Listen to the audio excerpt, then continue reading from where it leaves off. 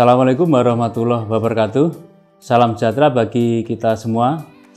Pertama-tama marilah kita panjatkan puji dan syukur kehadirat Allah Subhanahu wa taala bahwa pada kesempatan ini kami menyampaikan terima kasih kita bisa bergabung dalam acara webinar yang diselenggarakan oleh Asosiasi Mahasiswa Pendidikan Biologi Universitas PGRI Madiun atau mungkin disingkat AMPIBI gitu, dan program studi pendidikan biologi Universitas PGRI Madiun dalam keadaan sehat walafiat. Namun sebelumnya saya perkenalkan kami Kepala Dinas Pendidikan dan kemudian Olahraga Kabupaten Magetan. Pertama saya menyampaikan salam hormat kepada narasumber. Yang pertama Bapak Profesor Suyanto PhD, Guru Besar Universitas Negeri Yogyakarta selaku narasumber.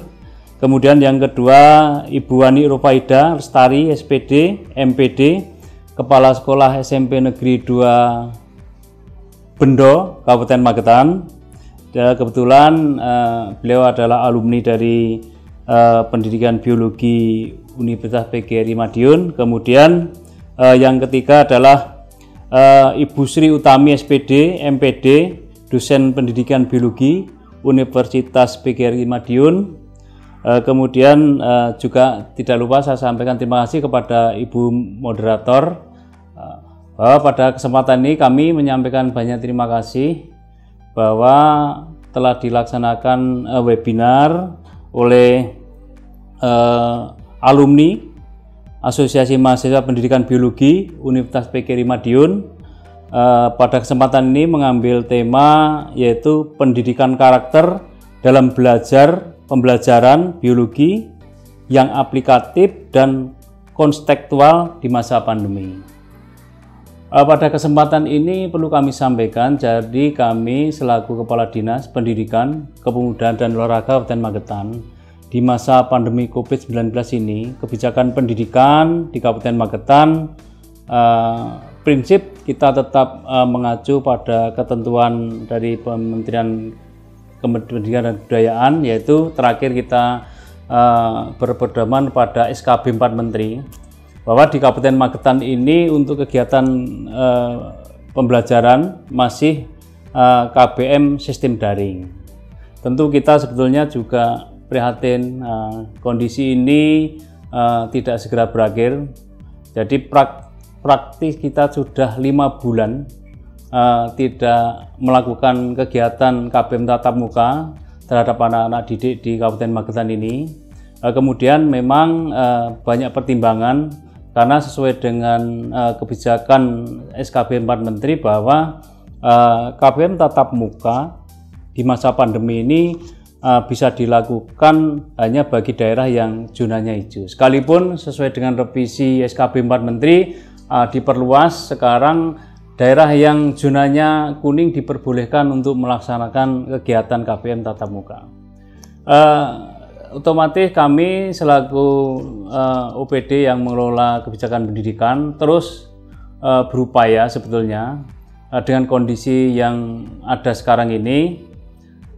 Karena bagaimanapun dengan kondisi sistem pembelajaran saat ini jelas tidak maksimal, banyak hal yang menjadi kendala, baik itu dari sisi gurunya, kemudian juga peserta didik atau siswanya, kemudian orang tua. Namun demikian kita tetap berupaya dan kami terima kasih kegiatan webinar ini yang diserahkan oleh mungkin asosiasi AMPIBI ya istilahnya, mungkin singkat AMPIBI begitu, yang diinisiasi oleh teman-teman yang bernaung di Universitas PGRI Madiun, supaya juga bisa memberikan wawasan pada kita semua, utamanya kepada para peserta webinar. Yang sesuai informasi kami mendapatkan bahwa kegiatan webinar ini luar biasa, rencana yang sudah masuk diikuti sekitar hampir 3.000 bahkan lebih dari peserta seluruh Indonesia. Saya sampaikan terima kasih kepada penyelenggara. Ini juga bisa membantu memberikan pemahaman juga bekal kepada para pendidik utamanya dalam rangka memberikan materi atau kegiatan belajar mengajar di masa pandemi COVID kepada para peserta didik. Kemudian tadi saya sampaikan di Magetan ini memang kondisi COVID-nya fluktuasi naik turun. Oleh karena itu, karena kebijakannya tetap belum boleh KBM tatap muka, maka segala upaya kita lakukan. Jadi memang COVID-19 ini berdampak di dunia pendidikan luar biasa, baik itu kepada para peserta didik, guru, dan orang tua. Jadi orang tua juga stres ini. Karena apa? Mereka tentu tidak bisa mendampingi para siswa karena pengetahuan jelas terbatas. Mereka bukan guru. Inilah yang sekarang dirasakan oleh para orang tua. Ada istilah di dalam kata-kata bijak Ki Hajar Dewantara, jadikan semua orang menjadi guru dan jadikan rumah menjadi sekolah. Terbukti sekarang yang telah kita pikirkan.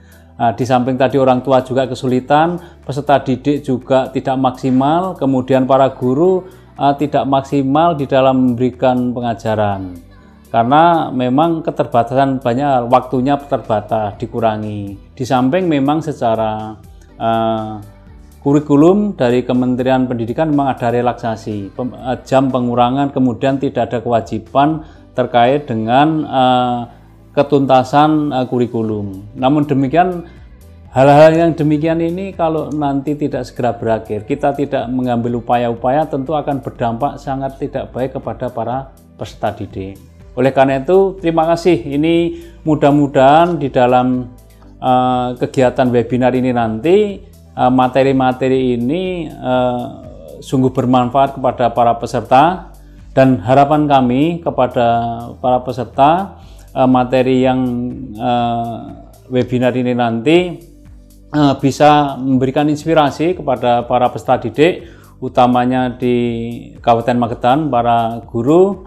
Harapannya nanti berikutnya bisa sebagai bahan untuk memberikan pendampingan kepada para peserta didik. Karena apa? Anak masa sekolah untuk jenjang PAUD dan SD yang menjadi SMP, yang menjadi kewenangan pemerintah daerah ini nanti betul-betul bisa dilaksanakan dengan baik pembelajarannya, karena masa-masa pembentukan karakter anak. Oleh karena itu saya berharap kepada para peserta, utamanya kepada para guru di Kabupaten Magetan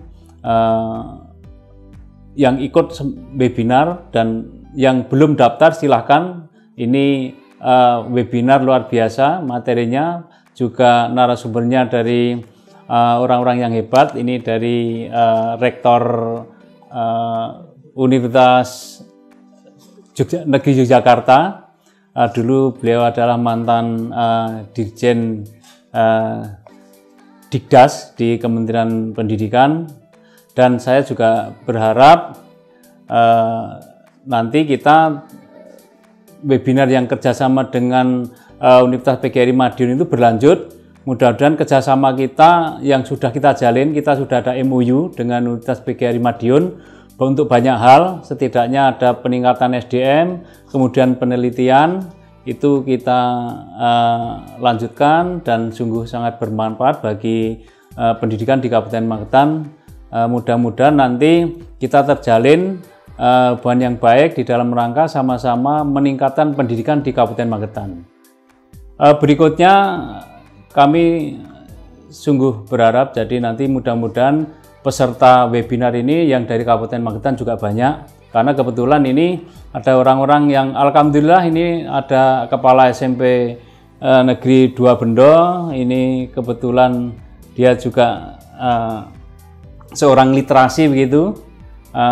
Saya tahu betul mereka terus menghasilkan karya, termasuk guru-guru di Magetan ini. Alhamdulillah di Magetan itu sudah dinobatkan sebagai kabupaten literasi.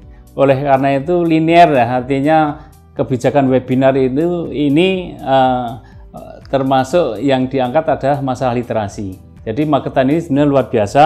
Kita punya rencana-rencana ke depan dengan teman-teman guru, tim literasi Kabupaten Magetan.